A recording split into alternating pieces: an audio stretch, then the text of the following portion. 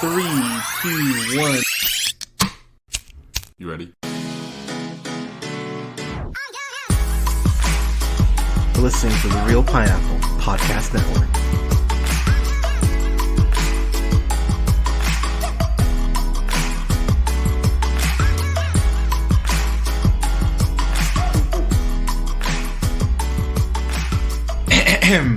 Good evening, ladies, gentlemen, theys, and gays. This is the Real Pineapple. This is your humble host, Hunter, here. Hope you're all having a great night, weekend, whenever you're checking this out. I've got a review for Ant-Man and the Wasp: Quantumania, which once again is directed, and I think he wrote it too. No, he did not write this one. But it's directed by Peyton Reed, who of course did the other two Ant-Mans, the OG after Edgar Wright left the project, and then Ant-Man and the Wasp, that's all him. You know him as well from directing The Breakup, not crazy about that. Yes Man, which I think is fun, but the concept is insane. And then Down with Love and Bring It On, those are both, obviously fucking great. So, he's an executive producer on The Unicorn, which was a show I really dug. So yeah, Peyton Reed, good shit. So this is going to be a non-spoiler review. I will do a spoiler review next weekend, give everyone a week to watch it, and then I'll deep dive into what I think is, where I think this is going and all that jazz. But the film picks up with Paul Rudd, of course, once again playing Scott Lang. Absolutely love Paul Rudd. He has not aged since the first Ant-Man film. How the fuck does he keep doing that? But Scott Lang, he's feeling himself a little bit. He has a autobiography called Watch Out for the Little Guy, which is an actual book, and I already have it pre-ordered. No shame in my game. He is definitely kind of, I don't want to say Tony Starking it, but he's definitely feeling himself as far as his status as a Avenger. He gets named the greatest employee ever at the Baskin Robbins that he got fired from, even though they always find out. Scott Lang, he's enjoying himself. He's knee deep in his relationship with Hope, played, of course, once again by Evangeline Lilly. Despite her political views, my God, Evangeline Lilly is fine. And I remember giving Marvel shit because, if you've read Ant-Man enough or you've seen enough of the Wasp in comics, she has that classic, kind of pixie cut that she ends up rocking. And in the first time I saw it, I went, oh, that looks weird. It looks fucking bad. But I don't know. For some reason in the film, I think it's because the first time I saw her with it was blonde. And I think with the blonde, it washes her out. It looked horrible. But with her with the dark hair, Evangeline Lilly with that haircut, looks good. But we are introduced now to a grown-up Cassie. I think she's 18 in the film, who's played by Katherine Newton, who you most likely know from Freaky. Freaky is an amazing movie. If you have not watched it, you should. She's also in Blockers, and she's really great in that. Again, same thing. If you haven't seen Blockers, watch Blockers. But she's probably was my X factor going into this. I was very curious how they were going to explain, her growing up. Of course, the snap is the short answer as far as why she's 18 now. But I really, really enjoy the chemistry between Newton and Rudd, because we still need to buy into that relationship of Cassie and Scott, even though they lost 5 years because of the snap. And they do a great job of still making it feel very much like the first Ant-Man film, that this is just a guy who wants to make his daughter proud and be the best dad he can. Cassie has gotten into some trouble, which we find out pretty early on. And the thing that I'm already digging about Katherine Newton, her portrayal as Cassie, is I can already picture her talking to Kamala Khan, talking to Kate Bishop. She's going to fit in perfectly as far as this new wave of heroes that we're getting in Marvel. So I really was a big fan of her performance as Cassie. She handles the action stuff really well. She's very charming. Once they get into the quantum realm, she really is the moral compass of the film, which is kind of a lot to put on someone who, it's their first time stepping into the MCU. But I think that she does an incredible job with it. I'm just going to kind of go through everyone here real quick. Paul Rudd is Paul Rudd. Even when Paul Rudd is in a script, or a film with a bad script, he still is able to drag something out of it. Looking at you, our idiot brother.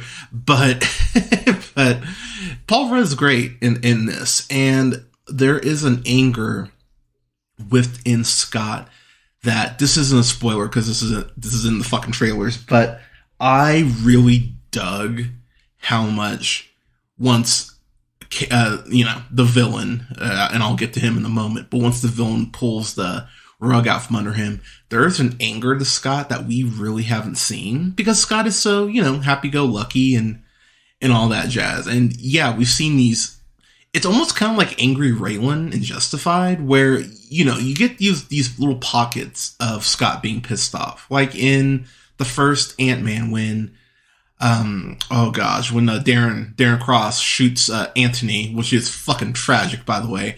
And, he goes, "You're going to pay for that." And he says it with this malice in his voice. And you go, okay, there's a darker gear to Scott that we don't always get to see.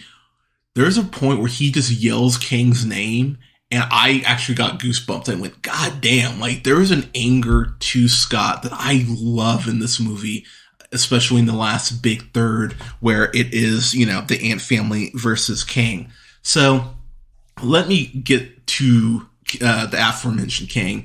Jonathan Majors, he's on the hottest streak of his career. Let's call it what it is. He might be the biggest male name in Hollywood right now. I mean, between being Kang the Conqueror, between Creed 3, between The Harder They Fall and The Five Bloods and Devotion, which and Magazine Dreams coming out later this year, I think A24 got that. Or if that, no, I think 20th Century got that. Pardon me. I cannot wait to see Magazine Dreams. I think that's going to be a haunting as fuck biopic, not biopic, but just a haunting as fuck story. And I can't wait to see what Majors brings to it. His Kang the Conqueror is fucking terrifying. Let's just get that out of the way. The origin of Kang, it's very similar to what I've been seeing in my trailer breakdowns. I went, okay, this is probably what they're going to go with. And pretty comic accurate, honestly, which I was like, okay, like definitely tweaked, but enough of the spirit of the original origin that I went, okay, I like this. Plus, they definitely have room to fill in some gaps, and I'll talk about that more in the spoiler review. But Jonathan Majors is absolutely incredible in here. He is a fucking force. He is, for me, on that Killmonger level where there's just this malice to him. And anytime he's on screen, I was nervous anytime he's on screen. The whole scene of that, we see in the first teaser trailer, the "Do we have a deal, Ant-Man?" That whole scene, there's this point where Scott goes, "You've messed up. I'm an Avenger." And Kang looks at him and goes, "You're an Avenger." And he goes, "Have I killed you before?" And I just went, oh my God, my theater gasped when he said that shit. My partner grabbed my hand like, oh shit. And like, I had seen that clip, and even I was like, God damn. And Scott rightfully goes, wait, what? And Kang, without missing a beat, goes, yeah, they all blend together after a while. And I just went, ooh, that's so dark. I love it. And I don't know, Majors just has, so there is a great sequence with him and Michelle Pfeiffer's Janet. And Michelle Pfeiffer, I just fucking love Michelle Pfeiffer, and they definitely give her a lot more to do than in Ant-Man and the Wasp, because she's not caught in the quantum realm this time. French Exit, that's the movie I was thinking of. She just did that about 3 years ago, and I loved her in French Exit. I think it's a very underrated movie. Not by no means perfect, but goddamn is it fun. And Michelle Pfeiffer is just a great fucking actress, and we get several scenes of her acting just alongside Jonathan Majors, especially with with Kang's origin. And I love those scenes so much because Kang really does feel like it's his purpose to do what he's trying to do, to wipe out these other timelines, to wipe out these other worlds. And there's this look of fear that Janet always has, that Pfeiffer is always able to portray whenever they're talking about Kang the Conqueror, that elevates his stock, that I just kept going, God, I love the way that she's selling the threat of Kang. And Majors, anytime he's on screen, your eyes are glued to it. It is. You cannot take your eyes off Majors. He commands every scene he's in, and just the more I saw of him, the more I went, oh yeah, I dig this. The biggest compliment, or one of the biggest compliments I can probably give this movie is, this is basically Ant-Man the Wasp, Land of the Lost, basically. This is such a creature feature as far as the science fiction elements that are injected into this, more so than even the other two films. And look, I've listened to a couple of the not so positive reviews, because I do that, after I even get out of my experience. I like to hear whatever people are saying. And I think a lot of people are saying this film feels unfocused. It feels like it takes on too much. And honestly, I don't know what film people were watching. I'm just going to be honest. This is something for me in the same vein of Civil War. Now, this isn't as great as Civil War. I think Civil War, I believe I gave that fan-fucking-tastic. This is not on that level of greatness for me. But what I would say is you can have your cake and eat it too here. There is still a heist element in this movie that's very cleverly weaved in, involving Kang and something that he needs, that I went, oh, I really like the way you got there. But it's definitely expanding the universe. This is the first film of Phase 5, and after watching this, it's definitely more clear where we're heading. Which, by the way, is pretty much where I said we would be heading. So everyone, so again, I'm right, shut up. But after watching this, I went, oh, okay, we're headed in this direction. I like that. I'm excited about where we're going. So I'm very intrigued. Both the mid-credit and the end-credit scene are horribly important. I will say, without spoiling what they are, I do believe the mid-credit scene is going to be, if you're not a comic book reader, I think the impact is going to be lessened. So you might need to ask your nerd friends, kind of like, okay, like, I would talk to your nerdy friends who have seen it and kind of go, well, okay, what parts am I missing here? Because there is a big component that I think a lot of people are kind of missing. But again, I will get into that I will go ahead and get into that with the spoiler review next weekend. But the science fiction elements for me work super fucking well. My partner and I went and saw it in DFX 3D. In the 3D, there was a couple points where things like popped out at us, and we were like, "Holy shit!" Like it was a blast. So if you can see this in 3D, I would highly recommend see this in 3D. And I want to go ahead and shout out real quick, Christoph Beck, who also scored the other two Ant-Man films.